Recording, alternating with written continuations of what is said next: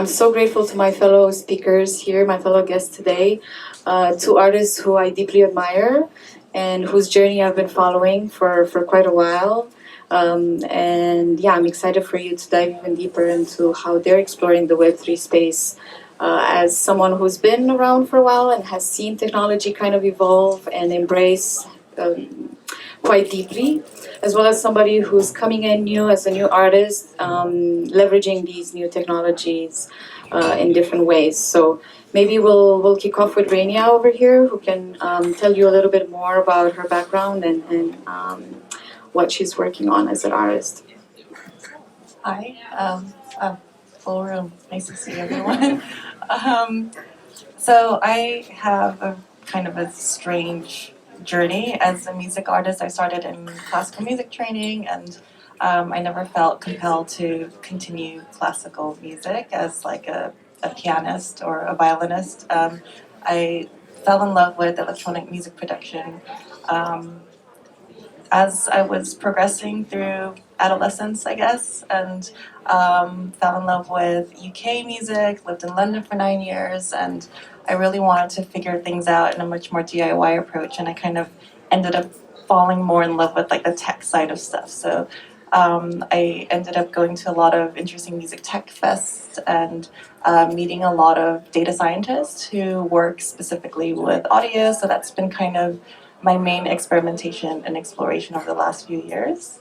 And then that kind of opened me into a world of data scientists who work across all different fields. And so that's been really my latest obsession. And so I've been here to share my process, and I'm performing the AI audiovisual album after this. Yeah, I was gonna say stick around from 6 to 6:30. You'll get to experience some of Rainia's output using AI as well as AV. So for sure, you have to be here for that. Richie, I think you don't need any introduction. Maybe we can start off by asking you where you're at as an artist in the Web3 space. Yeah. What Rainia was saying about DIY is something which has always been very important to me. As a kid, I always either felt I was different or wanted to be, at least, that I was different. And I couldn't really find groups of people to identify with. When I started to identify with people, it was in Detroit and on these dance floors. And it was a real incredible, beautiful place of exploration and openness and creativity. And that world really inspired me to go deeper. And what I found in there was that kind of delving into technology and exploring my kind of geeky creative side allowed me to express myself. And that's at the heart of, who I am and what kind of still drives me along, why I'm so, very much inspired and curious about people like Rainia, seeing her come up and just go very deep into technologies that excite me but also confuse me, and just kind of push this creative technological space and this DIY space, that we can do this as a small culture in our own independent ways. So that's a bit of my ethos, and why it's also, I'm very happy to be invited here. So that, those 90s days really remind, well, the Web3 space now reminds me of those times of using tech to bring community together, to stay in control, and just meet, again, really energized, curious, kind of, and right now, especially in Web3, freaks or weirdos or people who are kind of bleeding edge, don't fit into normal society because we're kind of playing with things that are a bit ahead of the curve. And that's a cool, exciting, fun, safe space to inhabit. And that's kind of why I'm so involved, or why I'm trying to participate as much as possible within that space. you mentioned confusion earlier, equal excitement and confusion, and we had an AMA before this discussion where the whole thing was what the hell is Web3, and there's various levels of understanding of this ecosystem. I like to call it an ecosystem, I guess. So maybe before we dive deeper into that, I wanted to ask how many of you are actually in the Web3 space or have touched it, bought an NFT, anything like that. So some beginners, some people who are already in it. Okay, so we'll speak, to all levels of experience. Rania, as someone who's embraced this ecosystem, which in my opinion, some of the technologies involved in this ecosystem include, you might have heard of crypto, you might have heard of the blockchain, you might have heard of NFTs, you might have heard of AI. All of these are tools within this ecosystem. How would you define it as an artist for a fellow artist who would be interested in this space but doesn't know where to start? So I love going to hackathons because I love the people I get to meet as an artist and ask a lot of questions. And I think when you get to engage with creative coders and programmers and hackers, they're really good at explaining what is possible and what's not possible. So I've learned a lot about the possibilities and limitations through technologists. And it is very overwhelming space to be in, but it's also exciting. I think it's just new types of software, but what's primarily and fundamentally changed in Web3 is that there's absolute transparency in everything. So that doesn't work in Web2 the way we do things. Well, yeah, there's funny reactions when we say Web2, but things like when you want to send something to someone, you exchange passing from wallet to wallet. That alone is just it always baffles me. So I participated in a hackathon recently at ETH Berlin, and I was talking to cryptography coders asking if it's possible to transport something like an art piece and only allow the receiver to see this art piece, but not to everyone on chain. And things like that are really interesting to me, and it's a really difficult problem to solve. So stuff like that gets my brain going and curious about how do we overcome these trust, privacy, transparent challenges of doing things in Web3. I think one of the biggest challenges for people who aren't already familiar with the space is, wrapping their head around something that sounds so abstract. So maybe we can work with some more practical examples. Richie, for example, what was your first foray in the Web3 space? Was it NFTs or was it something else? Yeah, it was NFT, because NFTs, I really see, when the internet first came around in the 90s, I was running +8 Records. We were in Detroit, we were doing Windsor, Detroit, we were doing parties, we were sending out flyers, printing them out. And suddenly we could send emails. And it was a small group of people. We would send emails, they would send emails back.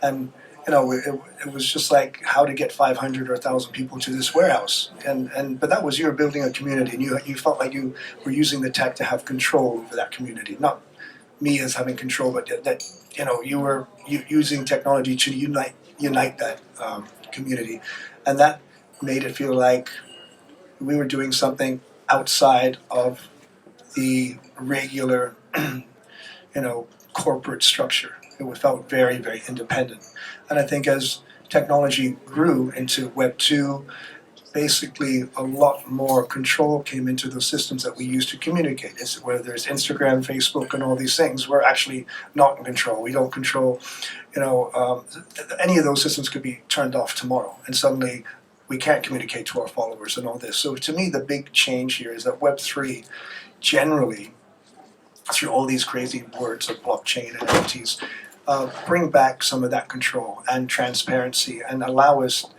if we use it in a good way, to be more in direct communication with other like-minded people, whether that's collaborators or fans, and that is super cool. That was what was exciting back then. It's okay, how many other people like this song, or how many other people feel this way, and now those communities, we can be together. That community can be in control of their own, destination and their own information flow, and choose what they do with that. And so, So my first thing was to experiment for me creatively is when I saw NFTs kind of start to get popular, was just to take some media, take some photos that I had, and just kind of learn what smart contracts were, and just put something out there to see what would happen. It was like, okay, what can I do differently than making a song and putting it on SoundCloud, which or again, I don't own SoundCloud. That my account could be turned off there. And what can I do differently than putting something on Spotify? So that's when any new technology comes, it's like, what does this allow me to do in a different way that wasn't possible before? there is a lot of skepticism around NFTs at the moment, right? And for various reasons, some of them good, some of them not so good. And you mentioned these tools are ways in which you can connect with fans in a different way.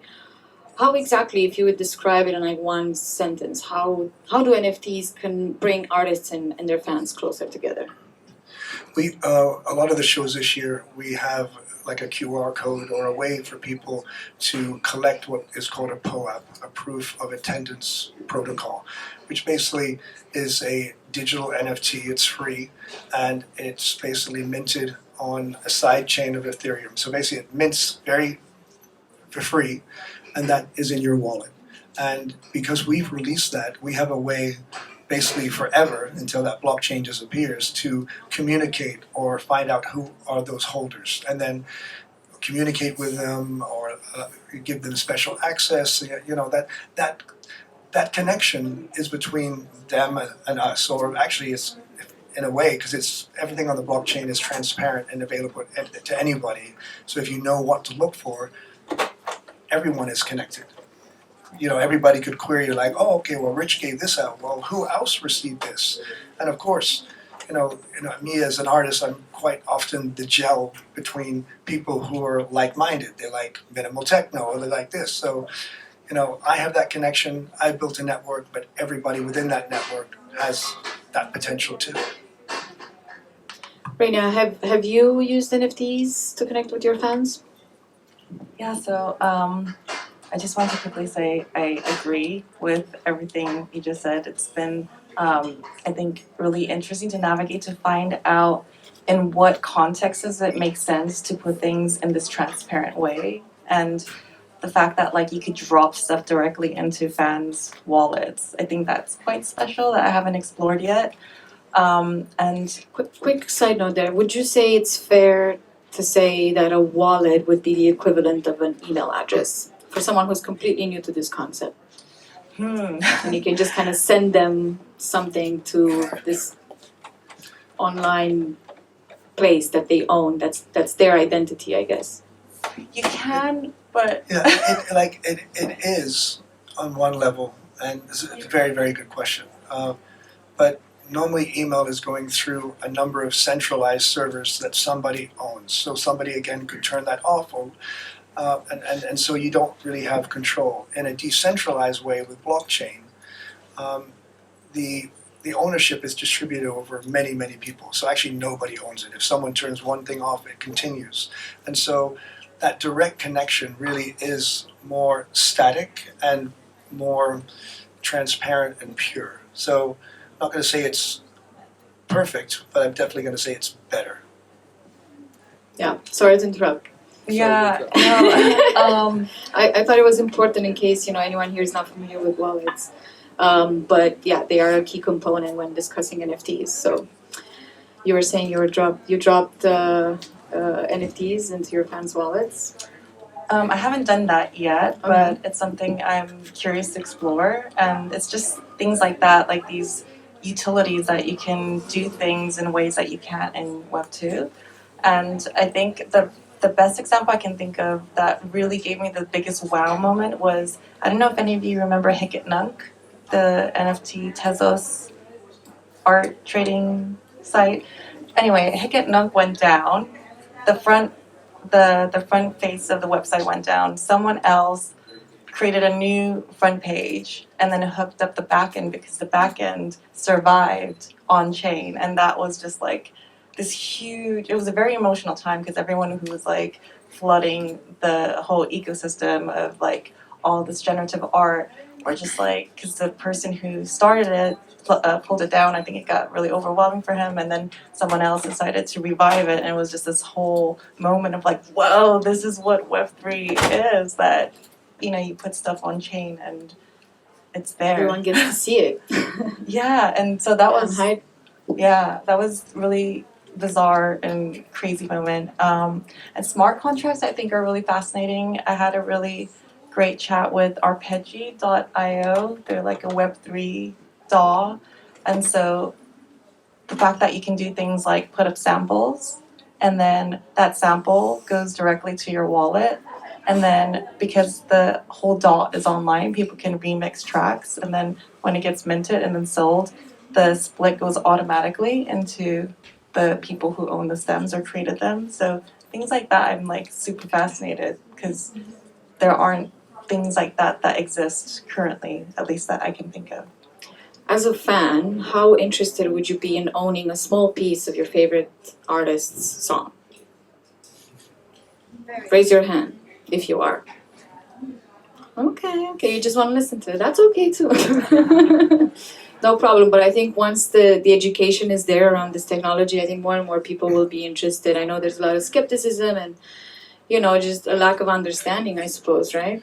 Yeah, I think there's a lack of understanding, and there's also a bad rap on NFT because it's just been so connected to the whole crypto movement and a lot of people making a lot of money in speculation and maybe some dubious art making, millions of dollars. And so you got to look through that. Like there's been some crazy ridiculous stuff that's happened over the last year. There's also been a lot of incredibly exciting stuff, but the base technology is super interesting. So if anyone here is an artist, is into community and transparency, these are and there's so many reasons to get involved in this tech and where it can go and actually help push it in the right direction.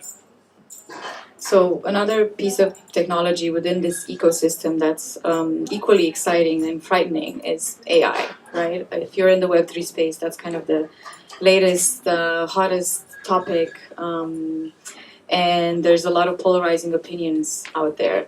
Rainy, as someone who's leveraging AI in what you do, actually tell us how you're leveraging AI. Let's start there. So I started with collaborating with CJ Carr from DataBots, who's a data scientist and a musician. He creates custom AI models that allow you to train raw audio. So we took an hour of my singing vocals, and then that trained for 2.5 days and generated 10 hours of new audio, and that's become like the content for this album that's coming out in December.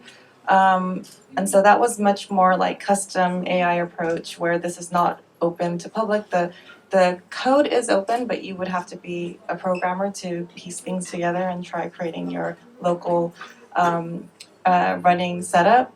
But there are other open source tools like Google came out with this DDSP autoencoder, which means you can like create your own instrument, and it exists on Google Colab, which is free for everyone to use within certain amount of GPU limitations and stuff.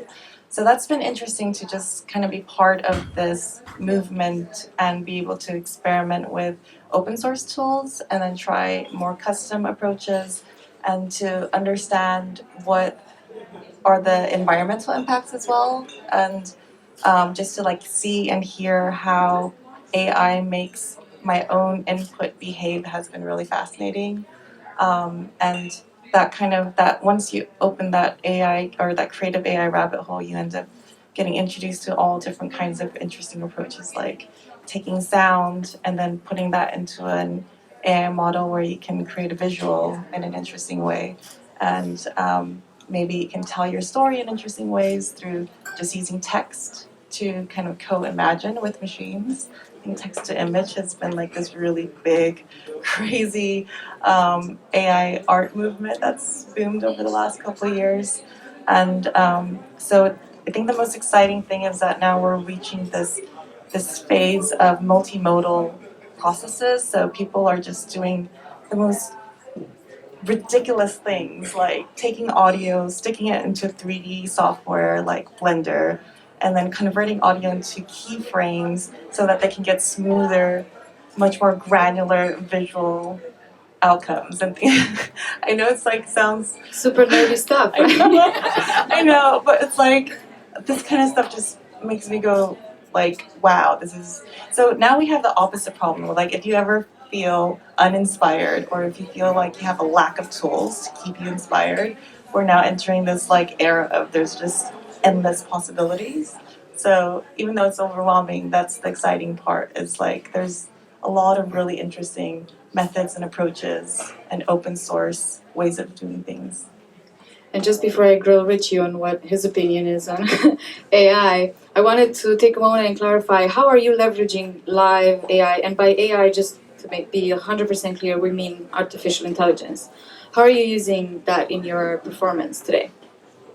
So it's a neural vocal duet. I think is the best way to describe it. It's I've co-written lyrics and melodies with this other version of my voice that sounds a bit strange sometimes. And there was a very long manual process actually of listening to 10 hours of really strange audio, and like 5 to 10% of it was actually usable with a few bits of like lyrics and melodies that made sense, and then that gave birth to this process of kind of go fill in the blank. So that's how we wrote together.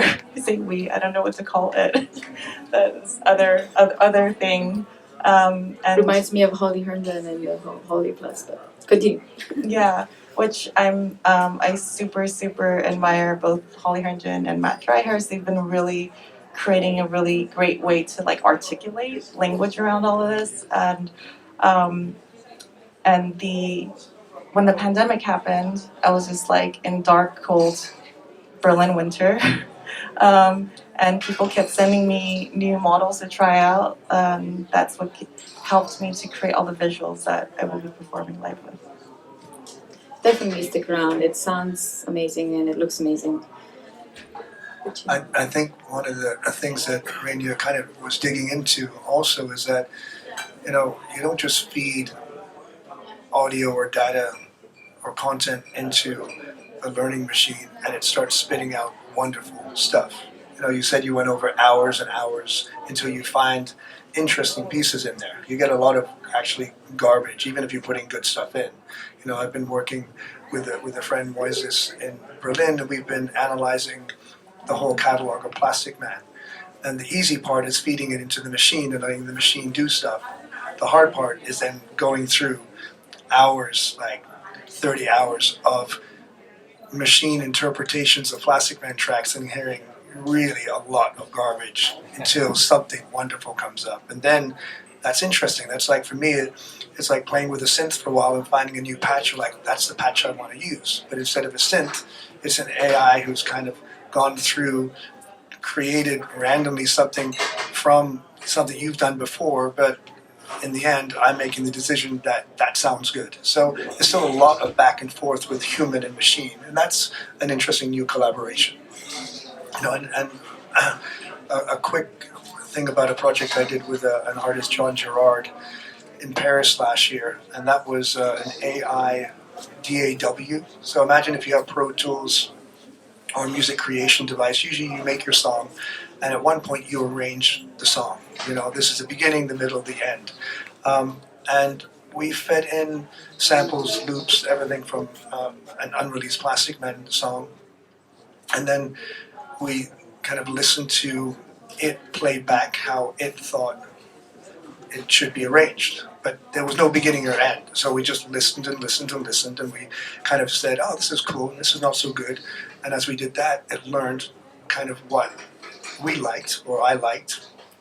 And in the end, we trained this model to live arrange a new Plastic Man never-ending song, and we were playing it at the opening. And there was a video screen with some a beautiful generative Python, and then the sound system. And then a couple of people started dancing. There was people had a couple of drinks, and then we're watching, and nobody really knew exactly how the system was working, and they were just enjoying it. And then suddenly it was like 30 people, and then John, my friend, the artist, and myself, we started dancing, and then it turned into 1 hour of all of us dancing together. The AI was doing these dropouts, taking the beat away and building up tension, and some people started to like, whoa, ooh, I can't scream right now, but it was one of the most magical tech experiences I've ever had, because coming from me working with tech to unlock my emotions and my creativity and all that, here we were dancing with the machine. And it just kept going and going, and it was such a beautiful, euphoric, human, emotional moment. Wait a second, was the machine responding to the movement? No, at that moment it wasn't responding to the movement, it was just in real time deciding how this song should evolve by the samples I had put in, by some of the recommendations that we had said, but it was in control. Like you could kind of be, wow, okay, it was in control, and we're just sitting there dancing away like a bunch of dumb humans, but it was actually beautiful, but very, very powerful on all the good and bad possibilities of where we could be going. But to finish that long story off, this is all coming. You're either going to engage with it, try to understand it, learn it, steer it, or you're just going to sit back and let it take control. So I think that's my attitude with tech. If you're a bit afraid of it, then you should learn it. Yeah, I mean, we've already allowed Google, Facebook, Twitter, and all these other companies to kind of take control and for their algorithms to determine a bunch of things in our lives. So we don't want to let that happen again, right? We want to take more control over our digital selves and the data that whoever has access to it. So it's back in ours. At the very least, we know what's up, not just them. Another concept in sort of the Web3 space is the metaverse. Renia, where would you place the metaverse as a concept in the middle of NFTs and AI and music? Is this something you're experimenting with? Yeah, so I learned that the word metaverse itself isn't new. It's been around for a while. Same like AI. Like AI's been around since the 60s, right? And it's only now that it's such a hot topic because open source community just like opened up a bunch of code that made AI a lot more accessible for people. And so metaverse, I don't know, it's like Instagram is a metaverse, Facebook is a metaverse. That's how I refer to it, like all these little digital ecosystems where you can communicate with people and send stuff. And so with this album release, I've been experimenting with like 3D virtual exhibitions online just to explore how else I can tell my story and give people interesting experiences. I often go back to the nostalgic days of like having physical records, and like there's something so beautiful about having a physical good with like beautiful artwork and reading lyrics and things like that. So I'm collaborating with 12 by 12 NFT music marketplace, and we're doing the campaigns began, so it's an NFT to vinyl release with a Holland-based vinyl pressing company called Deep Grooves, and they're doing an eco-friendly vinyl pressing. So I'm super excited. I've never done this before. It's a huge experiment for me. So what is exciting is to learn things like what is Polygon. It's like a sidechain of Ethereum, and people can purchase my work as like with normal currency as well as Matic, which is a Polygon currency. So learning things like that have been really helpful for me to like navigate the space, and I'm really grateful to be able to collaborate with people who are guiding me through it. I think you touched on something that I'm personally most excited about in this space, which is bridging the IRL and URL kind of aspects of music. You know, I personally am super excited about technology in general as well and spend a lot of time online, maybe more than is healthy. But so I love being, you know, I enjoy real life experiences. And that's why things like POAPs, you know, the proof of attendance sort of NFT is really exciting, because if I am the type of fan who, you know, goes to 10 of your shows, and if I should be, I guess, rewarded, you should know that I'm that person for you, you know, and I guess POAPs allow you to do that at the very least. What you do with that information as an artist, then that's a different story. That's where you know, you bake in utilities and things like that. But anyway, just to like make it even more clear, I guess, what the connection between online and offline can be across music artists and their fans.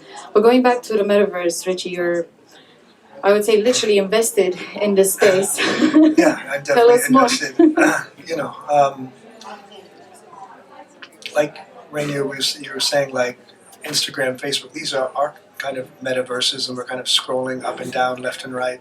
And I think, to me, a basic example is the metaverse is a more is a different way to navigate through media and information, and perhaps a more exploratory, more first person, more maybe even a bit more game like or 3D. And I think an important part of the metaverse is that there's a better or more um, efficient interaction between other people who are in there. So that's why metaverse and NFTs and Web3, you know, blockchain, all kind of go together, because it's a way to make sure we have direct connections, that we're in control, and how to visualize those connections, how to participate with other people that we meet in a kind of virtual world. So, you know, I think I just had lunch talking about this. You know, I think the Facebook guy was showing metaverses where everyone goes into the metaverse meeting room to talk instead of being on Skype. You know, that doesn't really excite me. But I think more, at least in the first iteration, of thinking of kind of what's already big, these online games like Fortnite, where a lot of kids play, like Roblox, where they're having music concerts now. But where can that go? Where can that be more fun, exploratory, more communicative, more interactive? That's kind of where my brain is for the metaverse at the moment. So tell us a little bit more about Pixelinks, your company. Yeah, Pixelinks is a company we founded to really explore all this convergence of everything. You know, it's we're specifically looking at using NFTs, Web3, a metaverse with, we actually call it more the musicverse, you know, to bring entertainment and musicians into a place where they can have fun and interact and find what I would say new creative and economic connections to their audience.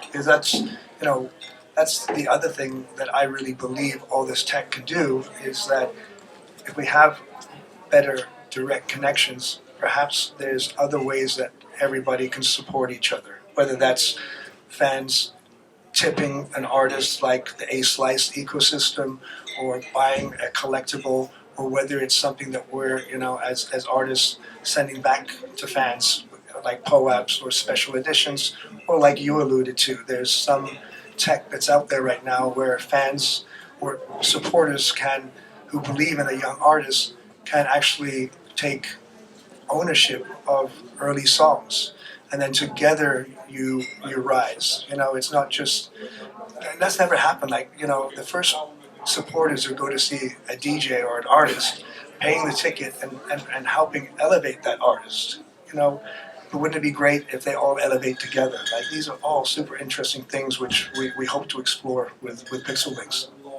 Exactly, and these are concepts that we've had, you know, in our society forever, or for a very long time at least. We just haven't been able to technically maybe bring them to life in as of a transparent, decentralized, although I don't want to confuse anyone with this word either, that is now possible, you know. I'm going to watch the time because I want to make sure that I leave We have about 7 minutes left. If anyone has any questions, try to make sure that they are Web3 or tech related.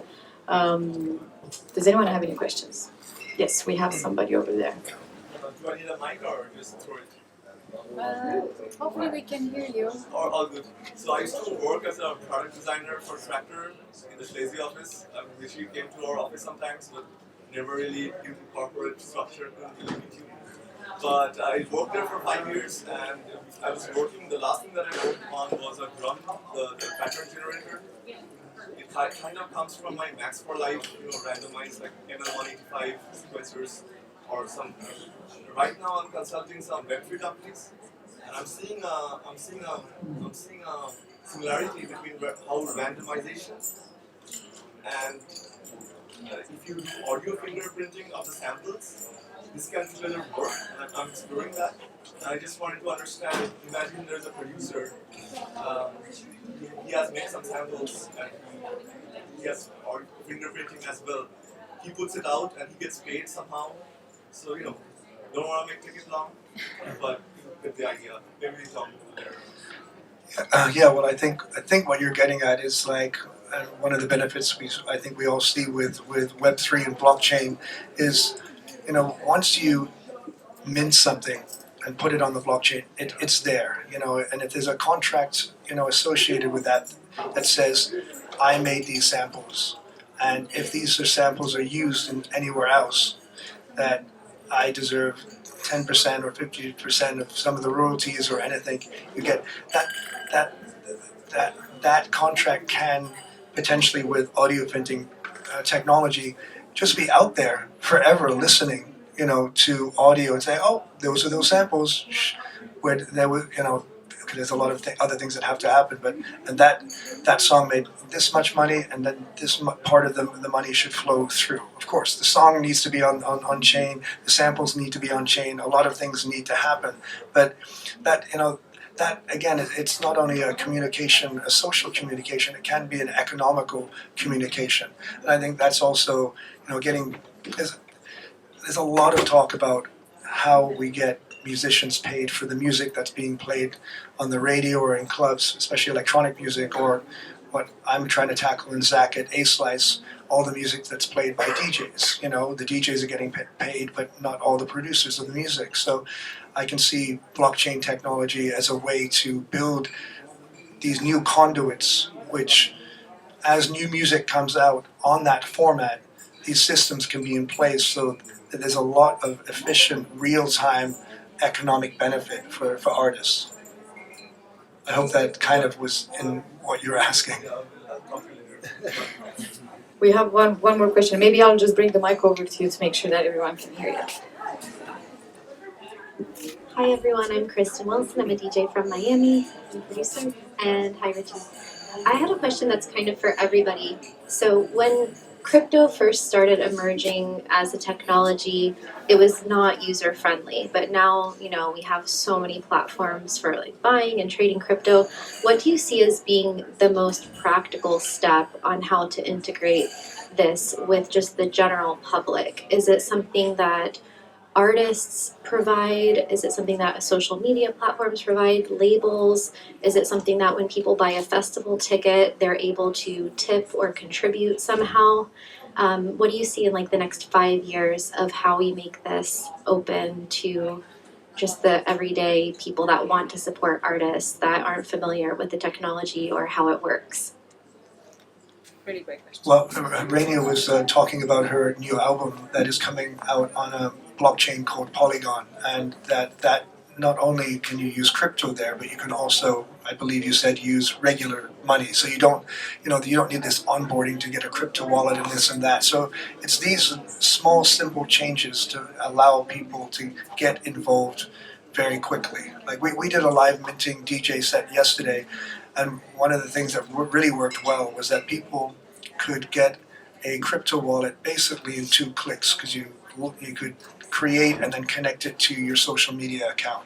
Like that in one way that's a step backwards because you're kind of connecting to a centralized server, but it's still one step in the right direction because you're getting people used to seeing what the potential of this technology is. What's your take, Rainier? I'm seeing more brands experiment in the space by, like I was at another ETH event a few weeks back, and there were companies that were giving out like free popes. What Richie mentioned earlier, like either it's like an image file with a discount code or something like that. So I think to incentivize people of giving them something and try to like guide them through that process is something that I think is maybe the easiest way to get people into the space. But I'm also very much like just experimenting, and someone asked me like who's your fan base, if you could say, and I'm like, I don't know, because I've just been kind of like very heavily in the tech side lately. So and then now with like Web3 and stuff, this is like so experimental to me. I have no idea actually, and I guess I'll find out when the whole campaign finishes. I think also, like, even in the last year, you've seen a lot of changes in the space. Like in the beginning, to even mint an NFT, even on the easiest site like OpenSea was, and Zora was like, it was mind bending. Now Zora has an incredible SDK, kind of really onboarding people. Now there's a company called Manifold, which you can basically go on, create custom your own custom smart contracts, which would have taken a brain scientist a year ago, and then deploy them straight onto your own website and sell NFTs. Basically, in a couple of clicks, maybe a couple of dozen, but still, like so much easier than it was 12 months ago. So if we keep going at this speed, and if we keep talking about it and experimenting, we're gonna, this is the generation to take hold of this and make it the norm. Like, but minting an NFT, an audio or audio-visual NFT, should be as easy as exporting to SoundCloud from Pro Tools or from Premiere or something like that. And I don't think we're not far away from that. I think we're gonna wrap up here unless someone has a really ardent question. Okay, just one more, final.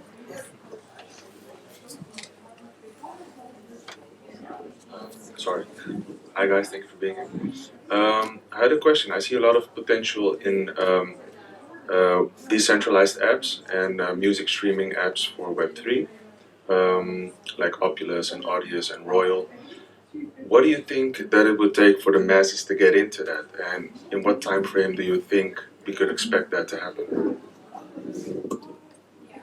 I think they need to offer something which is different than what Spotify does. Like Audius and everything is great, and I think there's a lot of support of people knowing that they're having direct connections to artists by using Audius. But unfortunately, I don't know if that's enough, because it's already streaming and working, and people kind of paying a subscription. It's kind of going there. So education about that, about how you're supporting an artist would be one thing, but it needs something else. At least my belief is, why just build Web3 apps to do what Web2 could do? That's kind of counterproductive in my opinion.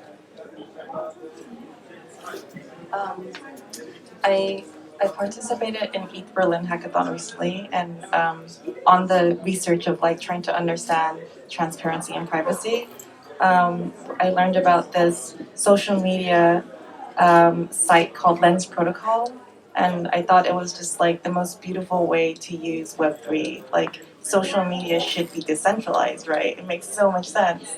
So I came up with a concept that I'd like to eventually explore in the more like audiovisual side of my art, and it's like a digital game of hot potato. And so the idea is that like you pass this digital hot potato around, and it degenerates over time, and then you don't know at what point it's going to land in a wallet and it's just going to disappear.